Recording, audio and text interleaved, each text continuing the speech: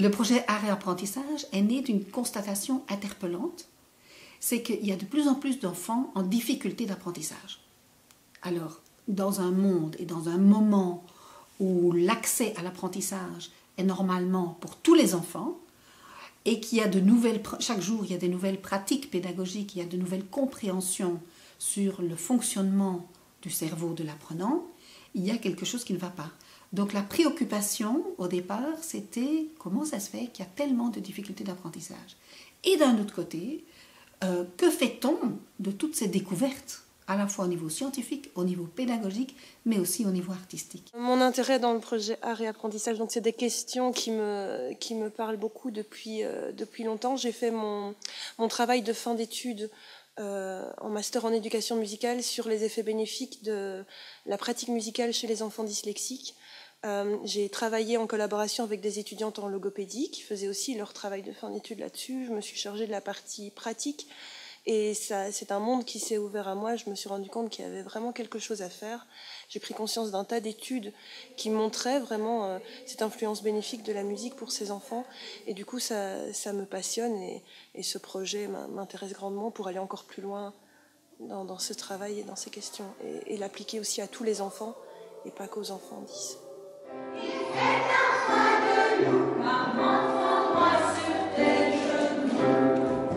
Quand le vent souffle fort, quand on a peur d'aller dehors, maman, quand il ne fait pas chaud, tu es le meilleur des mentors.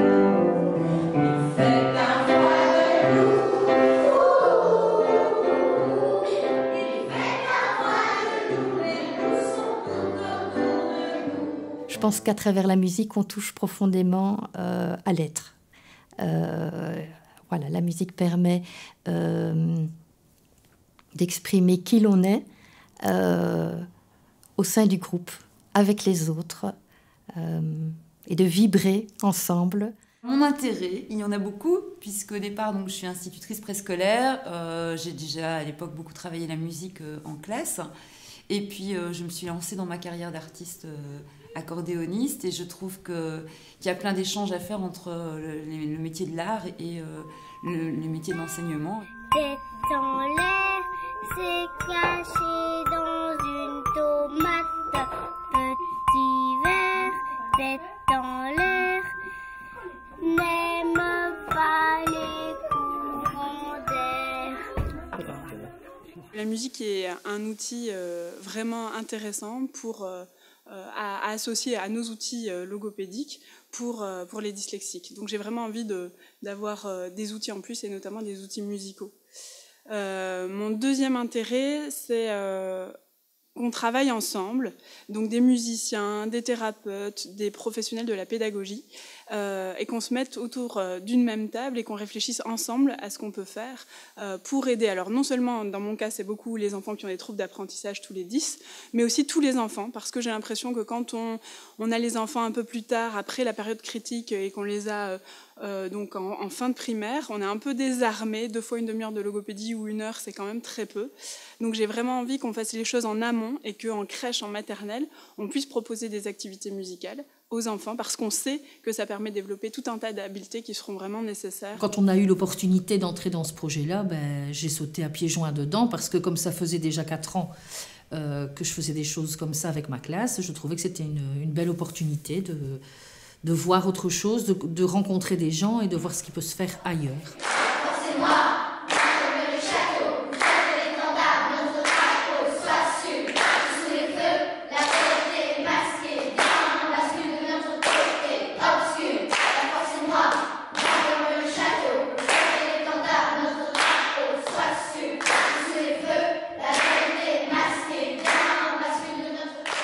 Le Notre intérêt dans le projet européen est vraiment de pouvoir travailler à la mutualisation des compétences, à la mutualisation des ressources, de manière à ce qu'un maximum de personnes puissent en tirer bénéfice, que des enseignants puissent se former dans les écoles, de manière à pouvoir répercuter cette expertise auprès des enfants. Travailler la musique en groupe à l'école va permettre aussi de développer la cohésion de ce groupe. Ça va permettre de stimuler la créativité, ça va permettre de stimuler l'écoute de soi et des autres, et donc de développer la notion de respect aussi. Ça permet également aux enseignants de porter un autre type de regard sur les enfants qui sont en face d'eux, et parfois de discerner des aptitudes qui n'étaient pas évidentes chez les enfants de prime abord. Notre intérêt dans le projet Art et Apprentissage est de promouvoir encore plus d'interaction avec l'école. Nous avons déjà la chance avec l'école de Chaude et d'autres écoles de la commune de Malmedy d'avoir les projets culture-école qui nous permettent de créer des collaborations entre nos professeurs et les écoles, les classes des écoles de la région, en mettant en musique des chants wallons, des textes et des poésies également. Et le projet existe déjà depuis 3 ans et sera reconduit l'année prochaine en rajoutant la dimension des danses folkloriques. Et nous souhaiterions continuer ce genre de collaboration, peut-être avec encore une autre structure, la structure Erasmus. Ce projet est né de rencontres avec des artistes, de rencontres avec des scientifiques, qui chacun avait quelque chose de fondamental à apporter pour qu'on puisse construire quelque chose de cohérent. Donc le projet Art et Apprentissage, c'est vraiment cette ambition-là, ce défi de rassembler à la fois des expériences, des réflexions, des pratiques, des recherches, et de pouvoir les mettre au service des enseignants. Chim boum, tra la la la, c'est nos hôtes les plus joyeux. Les plus joyeux, c'est nos hôtes les plus heureux. Ha ha ha, et ta quignare de mam dieng. Tout projet qui permet un petit peu de sortir des sentiers battus, d'offrir aux enseignants et aux enfants une ouverture sur quelque chose de différent que simplement l'instruction d'un acquis, est quelque chose qui m'intéresse et pour lequel j'ai toujours donné carte blanche ou en tout cas un soutien pour que nos enseignants puissent et nos directions puissent s'intéresser à cela. Je suis très heureuse que toutes mes collègues pratiquent la musique chacune dans leur classe. Je suis très heureuse que tous les élèves de l'école puissent bénéficier de ces activités-là. Et mon vœu le plus cher est que tous les élèves ici de la communauté française puissent en bénéficier aussi. Je travaille beaucoup en tant que pédagogue avec des musiciens et avec des artistes et je vois le grand intérêt d'associer les pratiques musicales résolument dans les pratiques pédagogiques.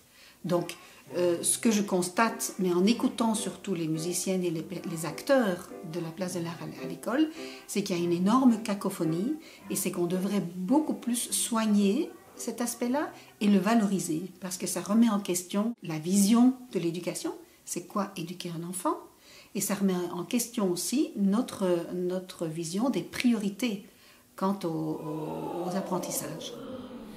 Sur un ou de loup. Sur un i dans le nez. I. Sur un e. E. Sur un e. E. Sur un a. A. La bouche comme chez un dentiste.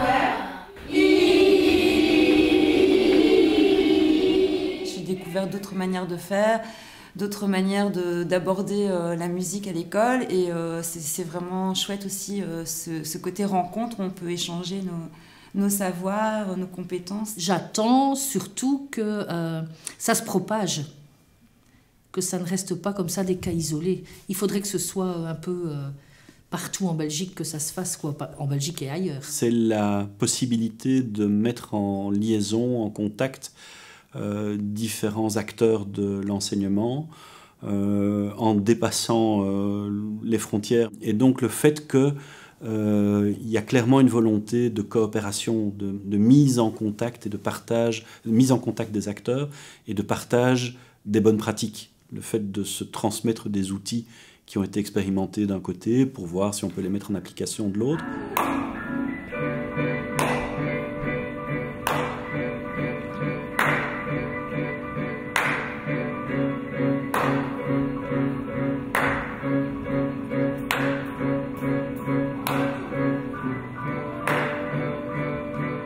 J'attends que des gens de plus en plus nombreux y croient dans plein d'écoles.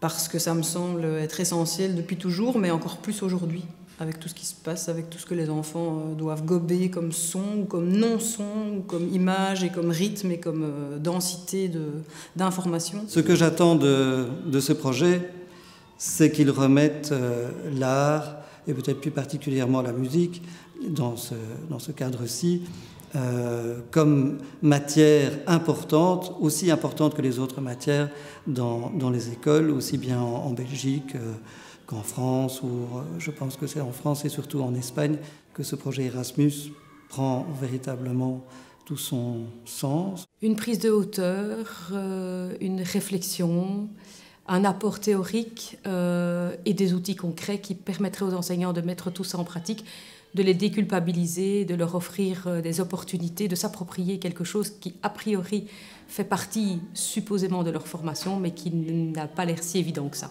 Ce que j'attends de ce projet, c'est qu'il fasse évoluer les mentalités. Grand projet en soi, parce qu'il faut passer les barrières, justement, art, musique, dessin. On considère que ce n'est pas suffisamment important dans les apprentissages, et c'est bien le contraire.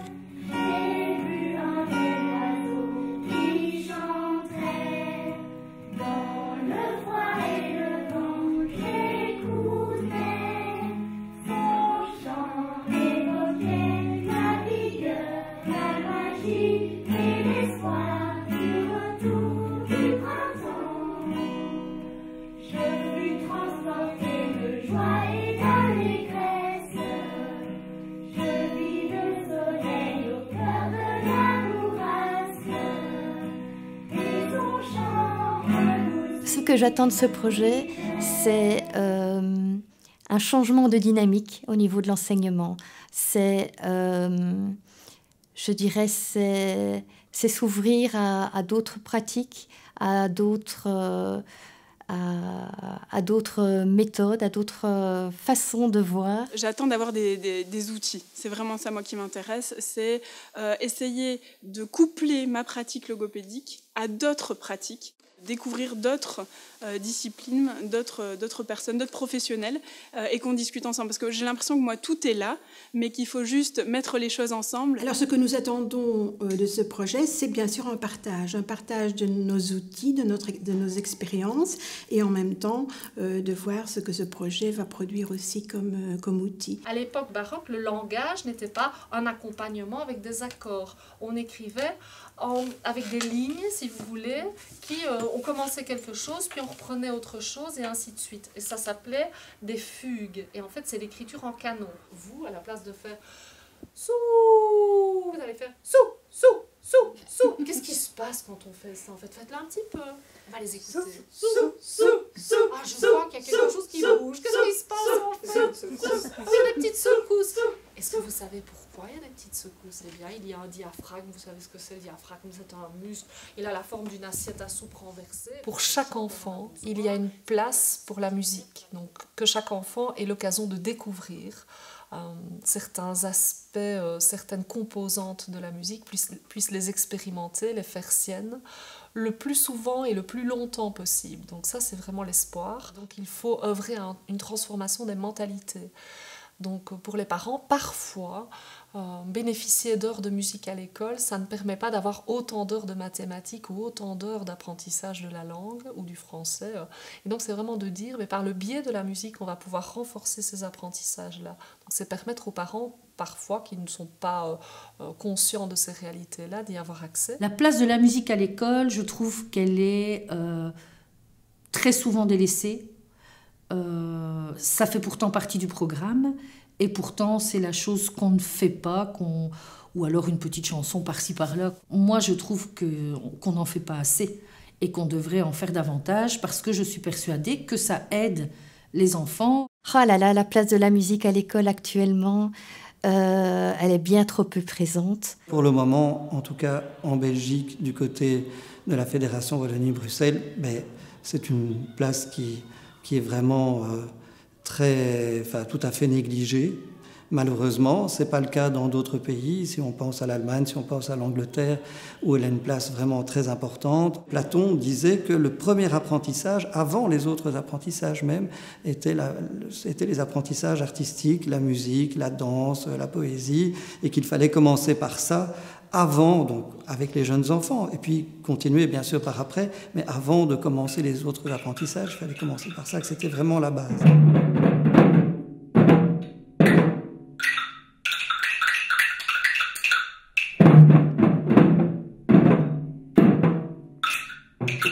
J'ai le grand plaisir et le grand intérêt de travailler avec des artistes, et je dois dire que cette vision artistique permet une créativité dans l'accès aux apprentissages qui me semble absolument prioritaire aujourd'hui et vraiment justifiée par les arguments neuroscientifiques et pédagogiques. Donc je pense qu'il y a beaucoup trop peu de place de l'art à l'école, alors qu'on constate dans toutes les expériences qui sont vécues, à la fois au sein de l'école et puis à l'extrascolaire, on voit l'intérêt de mettre des pratiques artistiques dans les écoles. La musique, c'est bon pour développer tout ce qui est fonction exécutive, l'attention, la mémoire, la concentration, l'inhibition, tous ces outils qu'on doit vraiment développer très fort en maternelle pour être sur de bonnes bases pour les apprentissages. Donc c'est bon pour les fonctions exécutives, c'est bon pour la compréhension émotionnelle de la vie, des choses. Et on sait que ça a des répercussions, tout ça, sur la capacité de l'individu à se socialiser, donc à être bien dans son groupe, la capacité de l'individu à affronter les apprentissages, notamment l'entrée dans la lecture et aussi dans les mathématiques. Les arts en tant que valeur artistique, démarche artistique, liée et donc portée par un artiste, ce sont des espaces et des dimensions qui permettent de sublimer toute une série d'autres choses. C'est quand on touche à cette sublimation, à l'art, on réunit le cœur et l'intelligence, le cœur et le cerveau, les émotions et le raisonnement. Une des missions aussi premières de l'école, c'est de faire progresser l'être humain en tant que tel, c'est de lui donner de l'espoir, c'est de lui permettre de construire cet espoir. Et là, l'art a un rôle essentiel.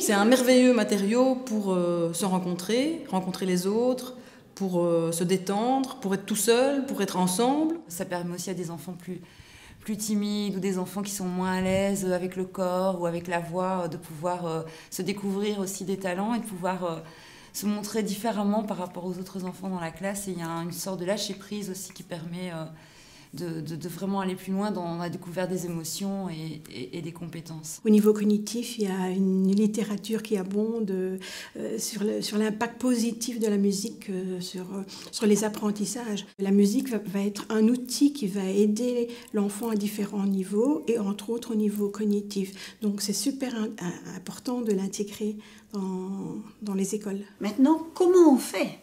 Comment on fait pour que tout ça puisse aboutir dans toutes les écoles et puisse être accessible à tous ceux qui veulent offrir ça à tous les enfants.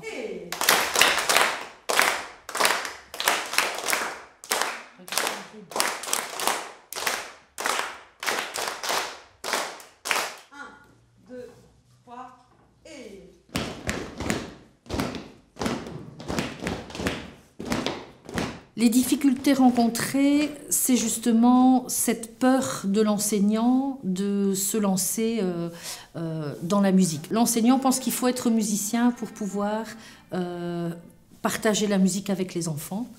Je pense que ce n'est pas le cas. Certains instituteurs ont déjà pas mal de connaissances qu'ils ont acquis par leur parcours personnel.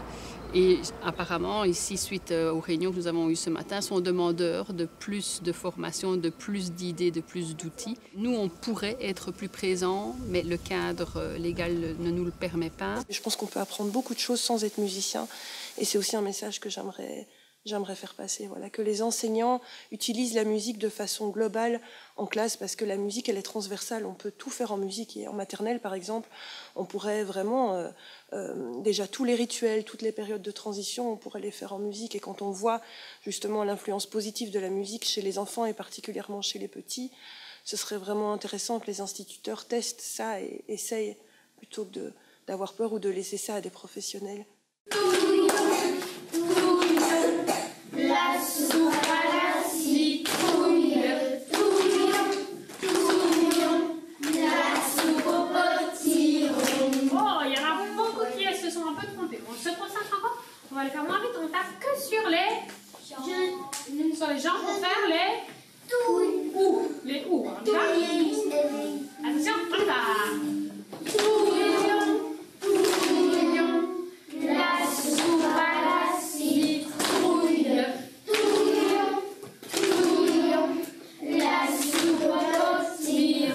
Les difficultés, c'est le temps, le timing.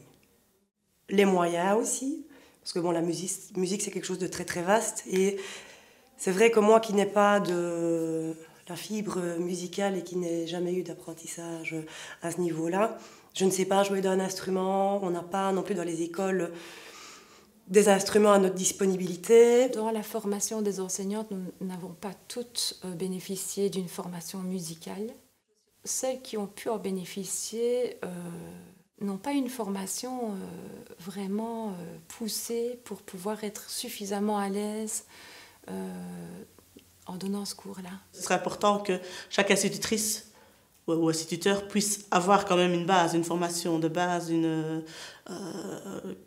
des outils pour pouvoir le pratiquer quotidiennement sans que ce soit juste une activité ponctuelle qui est faite une fois par mois et puis c'est bon, quoi. Un peu tous les jours, ça ferait du bien au niveau du bien-être de tout le monde, de l'institutrice et des enfants. Pour l'adulte, en tout cas, c'est le manque d'assurance, le manque de confiance en soi, pouvoir oser lancer une chanson, oser tenir un rythme régulier, ce qui n'est pas toujours facile, pour pouvoir apprendre aux enfants. Je crois que c'est plutôt le fait de se sentir, il faut se sentir à l'aise dans la mise en pratique pour pouvoir se lancer. J'ai l'impression que ce qui est difficile, c'est qu'on a l'impression que la musique, soit on est instrumentiste et musicien, soit on ne l'est pas, et que donc la difficulté majeure, c'est le transfert. C'est-à-dire qu'à un moment donné, les maîtres de musique soient capables de transmettre en fait leurs compétences à des instituteurs, des institutrices qui n'ont pas forcément de compétences musicales à la base. Donc c'est ce transfert qui pour moi va être peut-être le point d'achoppement et auquel il va falloir faire face.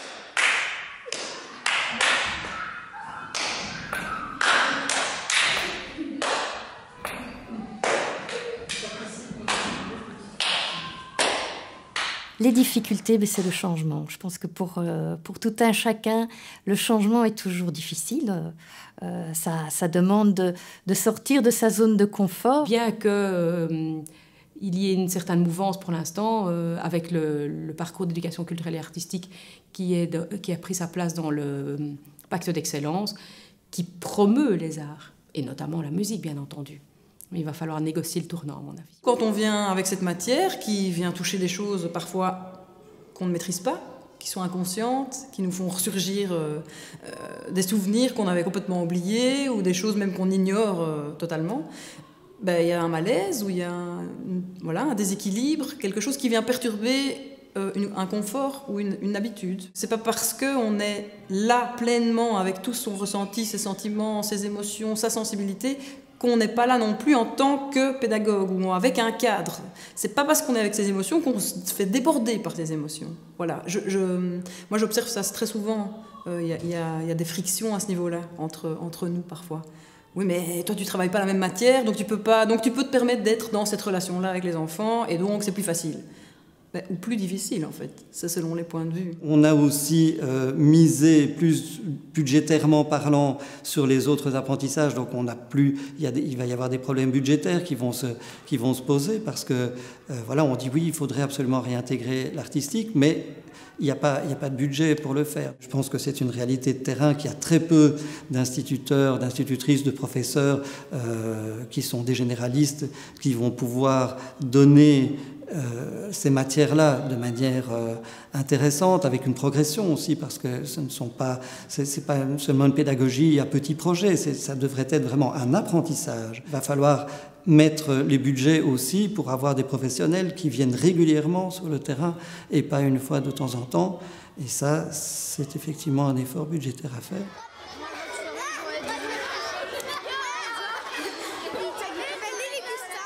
Le grand espoir de ce projet, c'est qu'on décloisonne et qu'on va aller apprendre grâce à la particularité et la compétence de personnes très différentes de nous.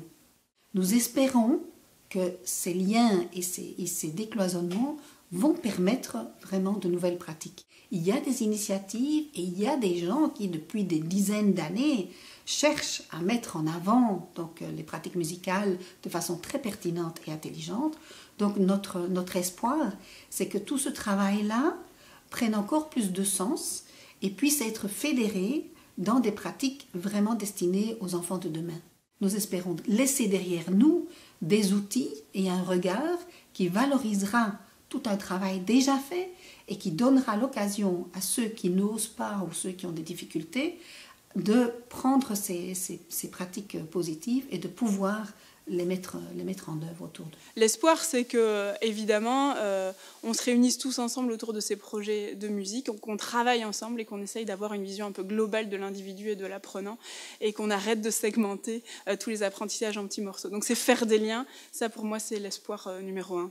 L'espoir, c'est que si on parvient à se mettre ensemble, on peut avoir un impact plus grand, même au niveau politique, sur les décisions à prendre, puisqu'on est dans le cadre pour l'instant d'une réflexion sur une réforme de l'enseignement avec le pacte d'excellence. Donc c'est le moment où il faut porter nos arguments, montrer que la musique a toute sa place à l'école, en tant qu'art, en tant qu'ouverture au monde, en tant que culture bien sûr, mais aussi qu'en plus cette musique peut aider vraiment les enfants au niveau des autres apprentissages. Potiron, soupe, potiron, soupe, soupe, soupe, soupe, soupe. Et puis tous ensemble, chaudron, chaudron, chaudron, chaudron, soupe, soupe, soupe, soupe. Potiron, potiron, soupe, soupe, soupe.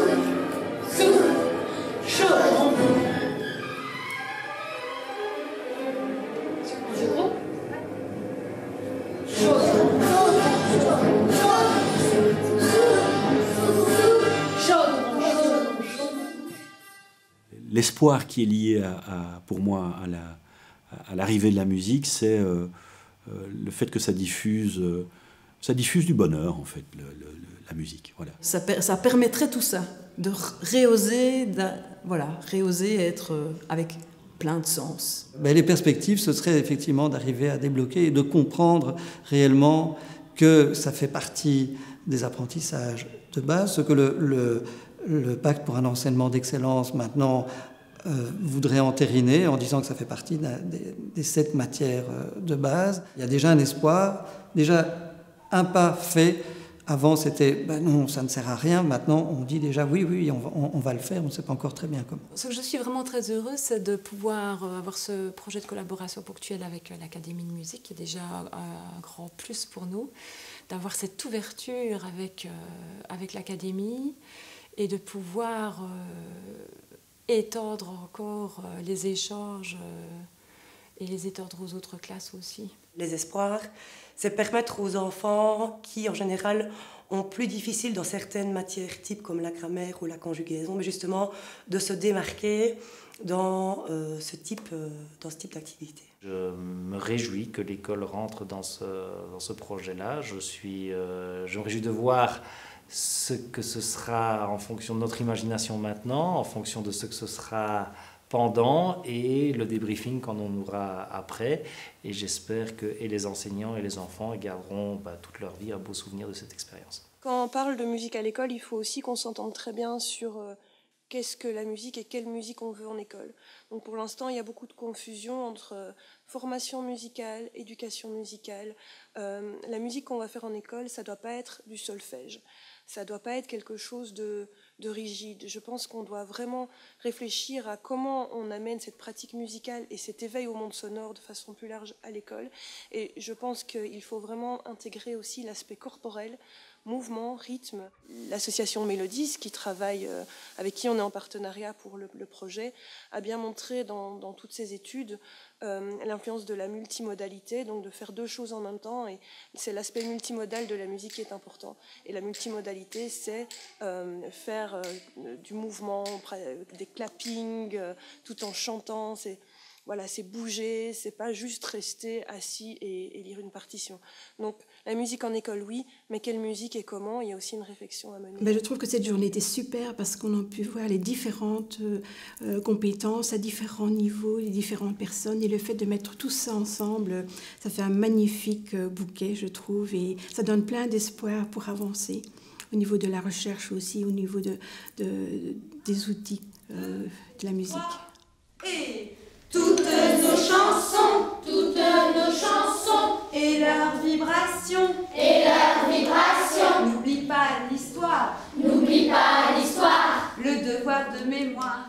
Nous sommes actuellement dans la première année de ce projet européen qui commence donc en septembre 2016 et se terminera au mois d'août 2019. C'est l'année de mise en commun des pratiques et des réflexions.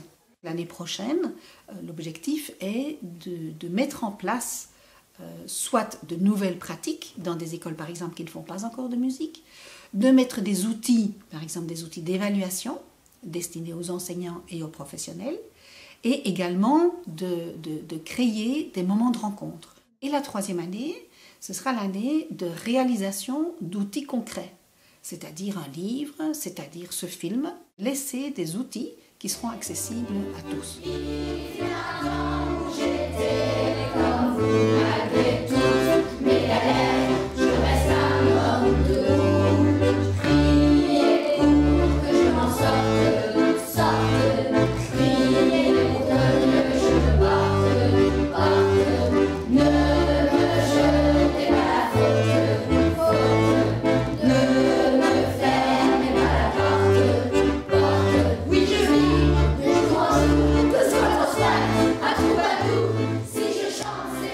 C'est-à-dire qu'aujourd'hui, nous avons la chance d'avoir des choix pédagogiques à faire.